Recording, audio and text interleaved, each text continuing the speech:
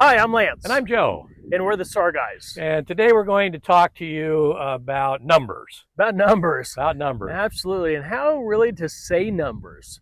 Recently on some of our training, we've noticed that if you don't say the numbers like GPS locations and that correctly over the radio, it kind of becomes a little bit jarbled up. Joe and I spent some time in a command trailer at this last training that we had, and we got to listen to a lot of the radio traffic.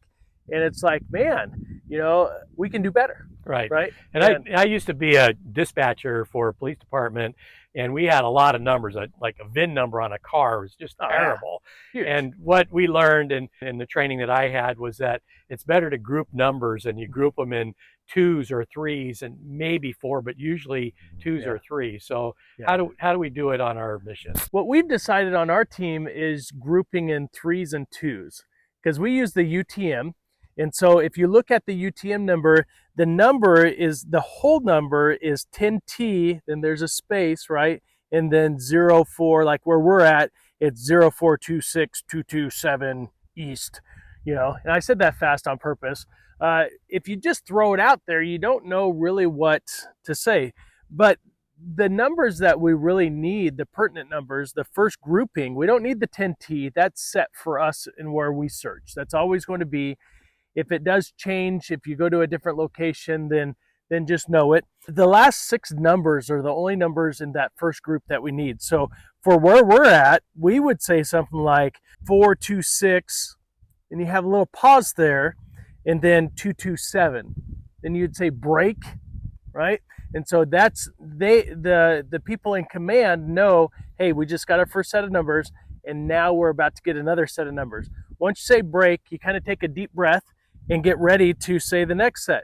The next set of numbers is 7 digits, is the pertinent numbers that we need to say. So I'm going to group them in 3, 2, 2. For where we're at right now today is 4935797.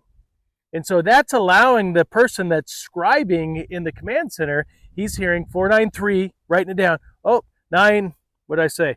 5797. And so you got to kind of picture it in your own mind that someone on the other side is trying to do their job. And our command center isn't like dispatch. Nowadays, dispatch, they can rewind what is said on the radio, and we don't have that capability in a command center. So we want to make sure that we give it out the first time, and that's the only time that's needed, because command at the end is going to say, I'm going to repeat it, and they're going to say it back to you. Okay, and then you're going to follow along on your GPS, or it's better if you've written it down. Then you just say good copy, and it's done. But remember, the very last number on both of those columns, they can move just as you're standing there. If command comes back with 1 or 2 numbers off right there at that last number, don't worry about it. That just means that you've shifted just a little bit in that. Or the wind's blown, or the satellites moved or something. Absolutely. Yeah. So you don't have to repeat the whole thing just because that last digit changed. I've noticed some of our newer members, they see the last digits changed, 1 or 2 places, and they'll, oh my gosh, and then they say, no, it's not right, it's changed. And then there's no need to worry about the last digit. Really is, we're talking within meters of where you're standing. So absolutely. That gets them in the general vicinity. And it's the same thing. If we're doing lat long, you do the same thing. You'd group it. You'd be like 44.57325, and then you kind of continue to go through there. Just like everything, figure out what your team does. We like to group in 2 to 3, and it just makes it easier.